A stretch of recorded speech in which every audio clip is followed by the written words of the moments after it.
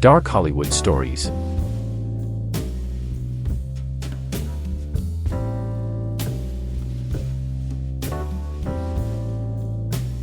The entertainment industry is a perfect example of how far people can go in search of fame and fortune. That artist or producer that you admire so much may have a very hidden dark side that you never knew about.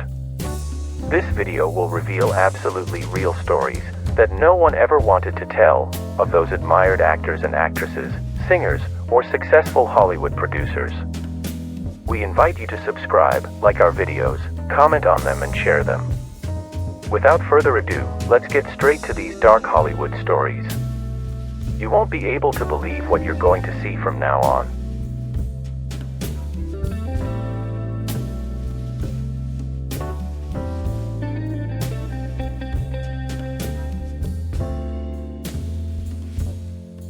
Jerry Geisler, celebrity lawyer, received a call from Charles Chaplin because Joan Barry, a waitress actress, filed a paternity suit against him. During the relationship with Chaplin, Barry underwent 2 abortions. Chaplin lost his trial.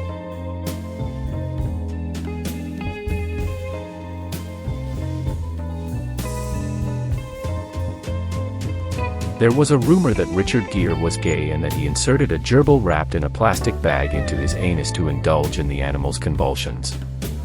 Gere denied it and blamed Sylvester Stallone for the rumor, since they have hated each other since a fight on set. Stallone always denied his authorship.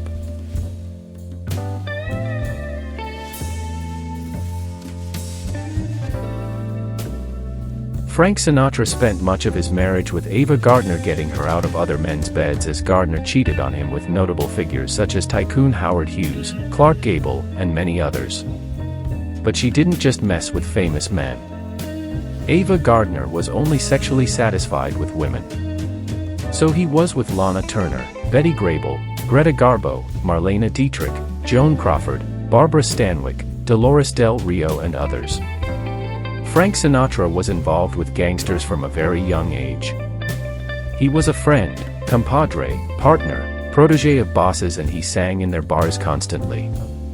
The mafia promoted his career, they intimidated Sinatra's rivals or other rising singers, they sought contracts for him, etc. In the film The Godfather, Johnny Fontaine is a parody of Frank Sinatra, who was said to be sponsored by the Italian mobster Willie Moretti.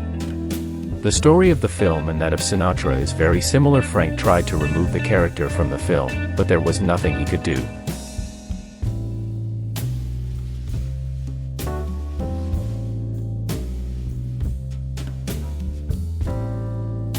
Howard Hughes slept with many actresses and celebrities, but he was afraid that his bisexuality would be known. She went to bed with actors like Cary Grant, Richard Cromwell, Russell Gleason, Randolph Scott, among many others. Howard Hughes was also terrified of germs and locked himself in a movie theater for 4 months. The tycoon spent the last years of his life living in hotels. When they tried to kick him out of one, he bought it. He has been parodied several times on The Simpsons.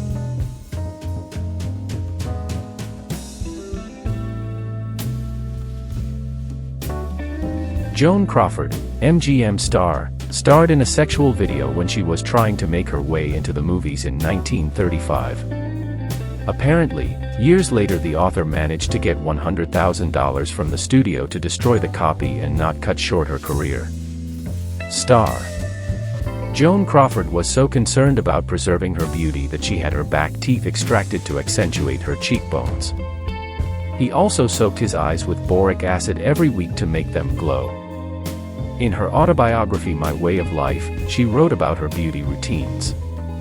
Once a week, she would take a steam bath on her face, put on her mask, and soak her eyes with boric acid, saying matter-of-factly, "While the mask is taking effect, put pads soaked in witch hazel and boric acid on your eyes, eyelids, and put on your favorite music."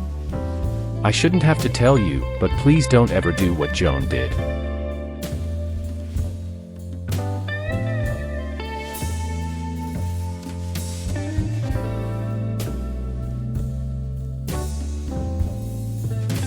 Bette Davis and Joan Crawford hated each other so much that filming Whatever Happened to Baby Jane?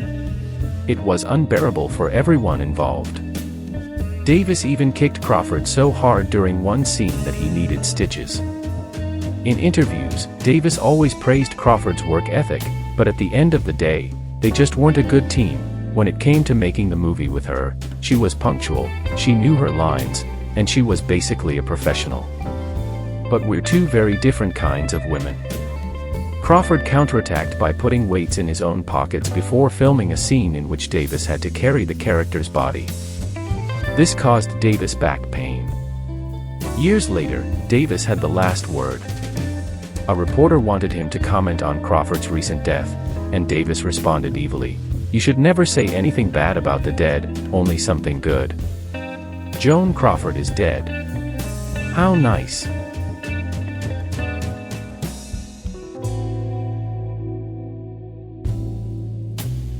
Silent film star Harold Lloyd was filming some publicity for ghostly appearing when a prop bomb, which turned out to be a real bomb, exploded, instantly removing his thumb and index fingers. Lloyd was posing for a photo on set and mentioned to the photographer that for a prop bomb, it was putting out a lot of smoke. A few seconds later, the bomb really exploded. He threw the photographer across the room, injuring his assistant and causing the ceiling to fly off. Lloyd lost 2 fingers on his right hand and was blind for several months.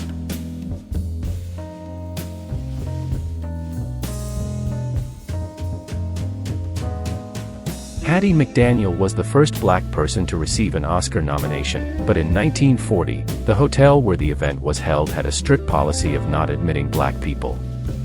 The Gone with the Wind producer had to ask for a favor just so McDaniel could get into the building, but they still made her sit in the back.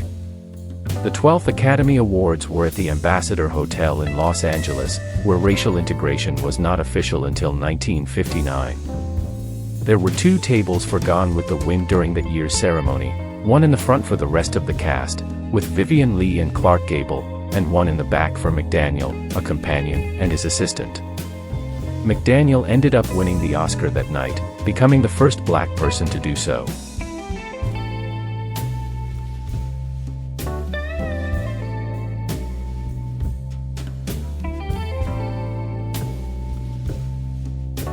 Sometimes, when child actors misbehaved on set, they were sent to the black box, where they were forced to sit on a block of ice as punishment. As an adult, Shirley Temple recalled the events and said, "As far as I know, the black box did not cause any lasting damage to my mind."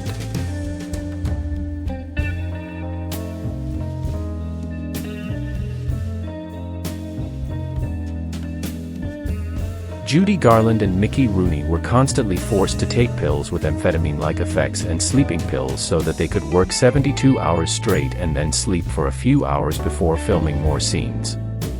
That happened with many actors in old Hollywood, but most people associate it with Garland. As his fame grew, doctors at the MGM studio prescribed pills to control both his weight and energy levels. Garland told biographer Paul Donnelly that the studio gave her and Rooney the pills to keep us energized long after we were exhausted, and then put us to sleep with sleeping pills. Then, after 4 hours, they would wake us up and give us the pills till we were energized again and able to work 72 hours straight. Half the time we were high, but for us it was a lifestyle.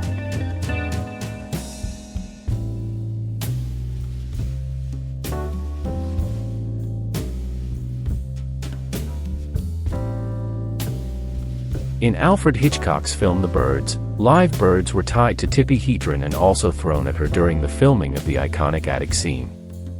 Hedren had originally been told the birds would be fake, but there were mechanical problems and they had to use real birds. After visiting the set and seeing the filming conditions, Cary Grant told Hedren, "You are the bravest woman I have ever seen in my life."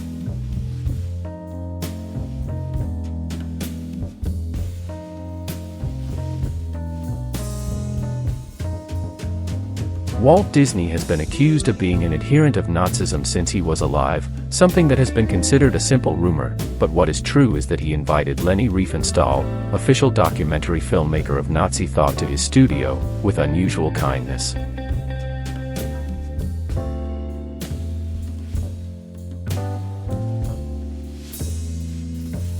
Gene Kelly spoke so badly about how Debbie Reynolds danced during the filming of Singin' in the Rain that she once hid from everyone under a piano, crying.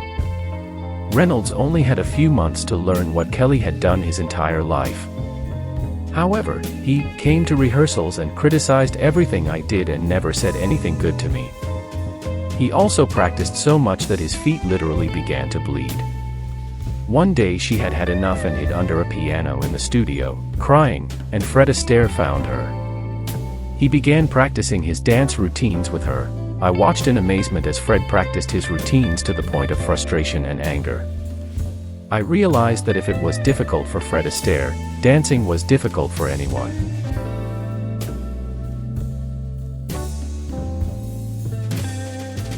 And Audrey Hepburn felt pressure to maintain her signature doe eyes, which she achieved through the arduous task of separating each eyelash with a safety pin.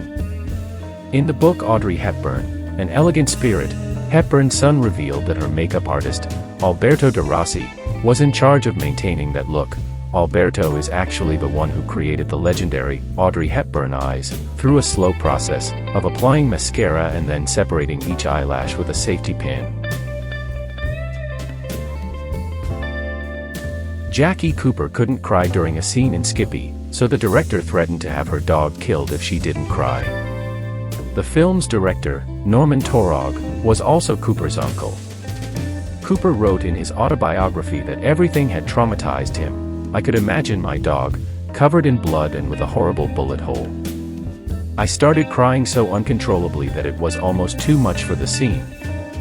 Taurog had to calm me down by saying that maybe my dog had survived the shot, that if I would hurry up and calm down a little and do the scene the way he wanted, we would go see if my dog was still alive. Cooper was nominated for an Oscar for Best Leading Actor for his performance in 1931. He was 9 years old. To this day, he remains the youngest Best Actor nominee in Academy Awards history.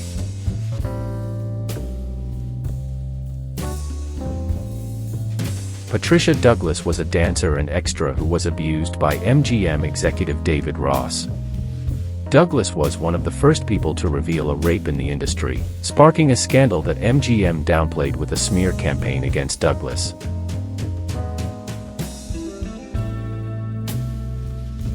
Morality clauses.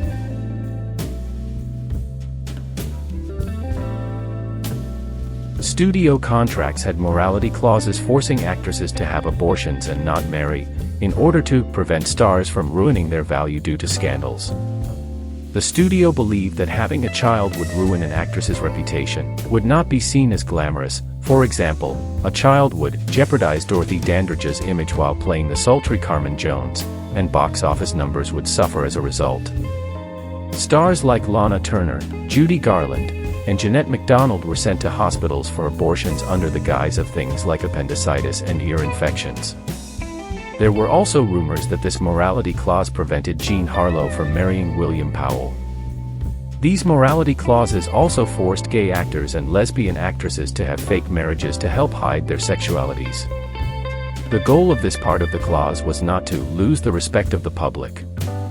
Violating the contract meant that an actor lost his salary. Even worse, being outed as gay was almost certainly going to end your career. For example, according to Rock Hudson's biography All That Heaven Allows, Confidential magazine planned to expose him. Henry Wilson, Hudson's agent, knew there was only one way to silence all rumors about Hudson's homosexuality. It's time for Rock to get married. And quickly. Hudson immediately married Phyllis Gates, but the couple divorced a few years later. Hudson's sexuality generally remained a secret until the end of his life, when he was diagnosed with AIDS. He died from AIDS-related complications at age 59.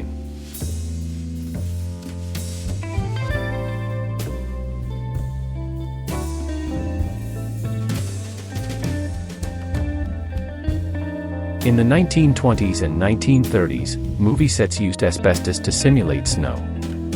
It was also later used for other purposes. Some actors, including Steve McQueen, became seriously ill from asbestos-related circumstances later in life. McQueen died in 1980. He had pleural mesothelioma, a form of cancer associated with exposure to asbestos.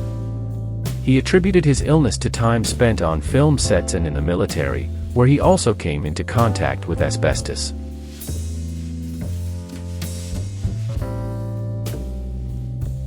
During the recording of Who is America, Sacha Baron Cohen, in disguise, accidentally ran into a person connected to a pedophile ring in Las Vegas.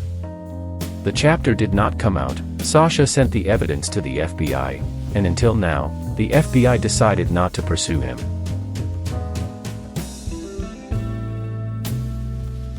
During the 2013 Oscars, Seth MacFarlane said, "Congratulations, ladies.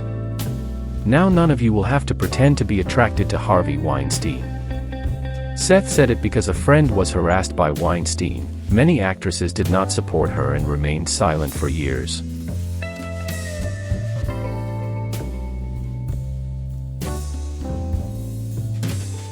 Mary Pickford, America's sweetheart, always played tender, innocent and virginal girl roles, but she had a reputation for being a rude nymphomaniac, and she showed it at the party she attended, as she was seen affectionate and drinking with several girls.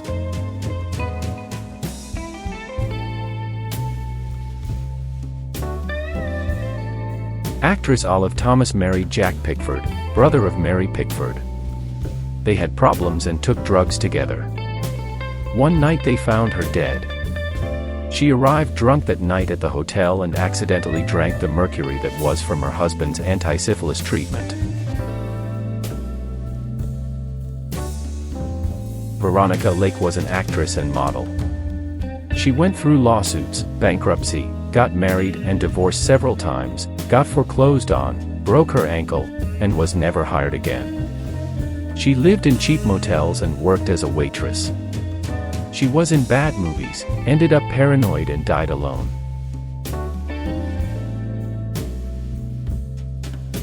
Oliver Reed was always an alcoholic. He once poured vodka into Coca-Colas for children who were filming a movie.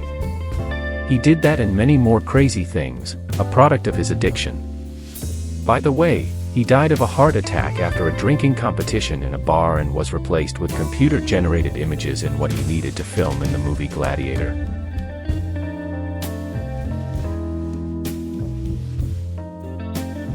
Elvis Presley was very religious, but that did not stop him from organizing orgies with drugs and alcohol with permission and the presence of his wife Priscilla, who usually stayed on the sidelines, looking at and rejecting married women, divorced women, and mothers.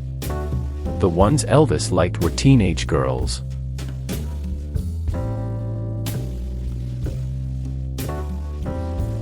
Clara Bow was the victim of false rumors when she became famous, that she had slept with many actors, that she was vulgar, undesirable, a drug addict, a nymphomaniac, a lesbian, and they insulted her. This plunged her into depression. She was treated with electroshock and attempted suicide several times.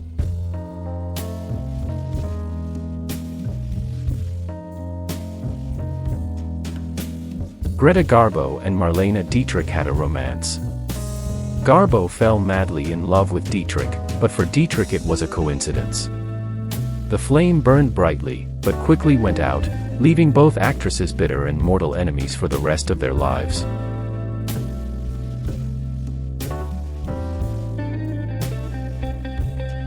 The actor Don Johnson had a life full of too many excesses, lawsuits for sexual harassment and so on, but what he is most criticized for is his taste for underage girls. For example, he was a partner of Melanie Griffith when he was just 14. Don and Melanie married and divorced twice, and had a daughter, Dakota. Don cheated on her many times.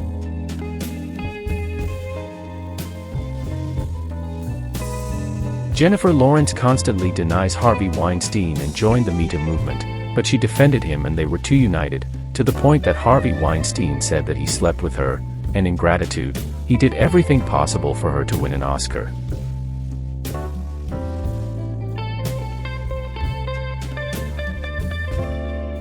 Rob Lowe scandalized Hollywood when in 1988 he recorded himself having relations with two girls, one 16 years old and the other 22, the latter being 24.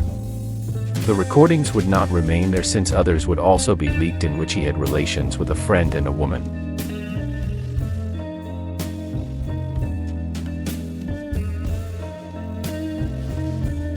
John Wayne was racist, ironic because he loved Hispanic women, sexist, alcoholic, smoker, homophobe. He supported the hunt for communists.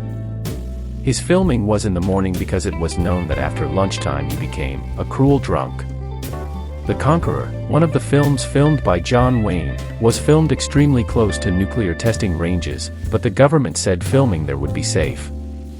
Years later, many of the cast and crew developed some form of cancer from radiation exposure. The film was filmed near a nuclear weapons testing range in the Utah desert, and despite the government saying filming there would be safe, the cast and crew were exposed to radiation. It didn't help that 60 tons of dirt from that location was later shipped to Hollywood to film some scenes again. There were around 220 people working on the film at the location. 91 of them developed some form of cancer over the next 2 decades, People magazine reported in 1980, and 46 died from the disease, including John Wayne. In a group this size, you would only expect about 30 people to get cancer. With 91, I think the link to their onset exposure would make a good argument in court, said the director of radiation health at a university to People magazine.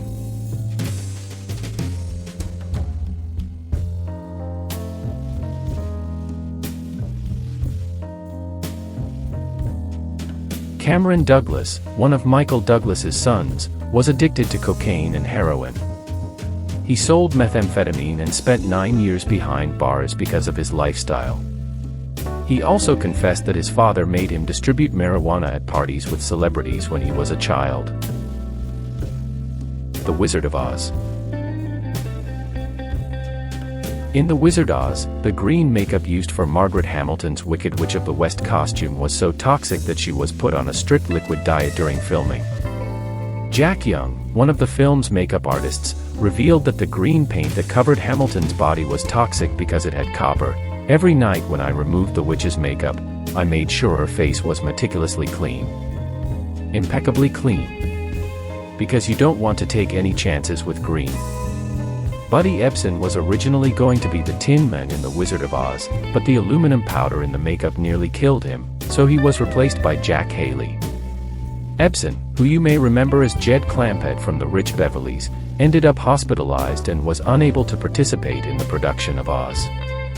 When Haley replaced him, they started using a safer aluminum paste makeup. Ebsen claimed to have breathing problems for the rest of his life because of that damn movie.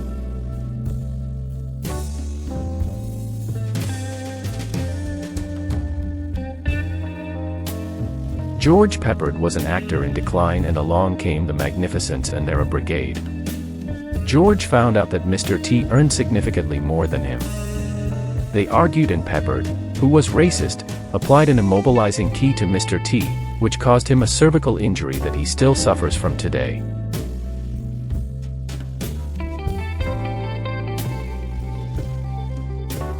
This is as far as we go for now with these dark Hollywood stories. Do you have any that do not appear on this list? Share it in the comments. We read you.